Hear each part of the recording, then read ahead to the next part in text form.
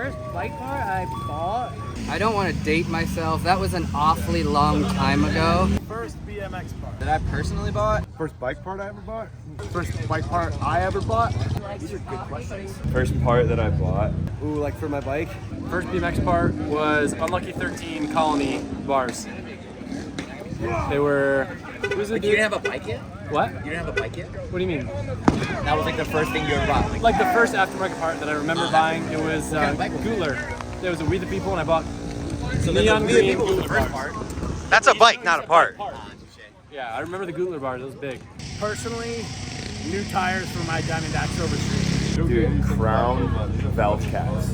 They were the gold Crown ones. Had to be pegs. Yeah. Yeah, first bike part I bought was pegs, but I saw that I was like, how do I grind? I need these things called pegs. I got shitty ones. I got them from Bike Shop. They're the Flatland pegs. 3/8 axle, just like super old school shit. I was a 1990 complete GT Performer.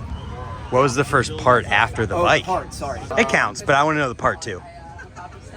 A core thrash guard. Oh, yeah. Was the first part I bought. Oh, wow. So my first one was a complete Diamondback, and immediately my first part was the pedals, because the pedals were trying to murder me. In my sleep, gnarly bear trap, had to go. Had to change pedals, was immediately change pedals. Wait, you wrote flat on bear traps? That's what came on the strike zone. That's what came on the Mike Dominguez bike. I bought Behringer bars. That's probably a good one. I love my Behringer bars. Those are probably still in my day. I can like see them and feel them, like, and I like that was like I learned a lot of stuff with those bars. Tall and like narrow. I do remember that. Haro Complete, Ryan Nyquist, Back Trail X2 in blue. The Primo Power Bites with the, what are the pedals called? Tenderizers? The tenderizers. Good Spent answer. all my money on those. Probably tires. I bought Whitewall tires and I had a creamsicle bike. I don't know if it was actually the first one, but definitely early on and definitely very memorable. They had a set of Peregrine HP48 wheels, which were like the pinnacle of the best wheels you could get at the time. Some like random shop at a flea market had these things, like, and they didn't even really have that many other BMX parts. But like I had to have these things, and like my dad ended up getting them for me for Christmas. And then I had these wheels, but like the bike I had at the time was just junk. So I wanted to wait till I got like some other nicer parts until I like built it up with these wheels. So I ended up eventually like trading a kid some stuff for like this old mongoose frame, and I like polished it all up, made it like shiny chrome again, put the Peregrine HP48s on there. Then pretty soon after, we went to my first BMX race and we were rolling. What were them Hoffman grips? What was like the first Hoffman grip with like the donuts? I don't remember. Were they the mushroom grips or something like that? I remember getting like, I had a Diamondback bend, my first bike. I remember getting Hoffman grips. Come on. I remember getting Hoffman grips, the first thing I got. And I put them on with WD-40 and rode home in the rain and slipped off and landed and grinded along a car with my handlebar. Perfect. I think I bought like a Fit Benny Lewis complete and everything, because it was just like a good middle grade bike and stuff. And then I put like a bunch of shadow parts all over it. And I just like built my way out of that. And I think I got a United Mothership frame, and that had full shadow parts as well. Yeah.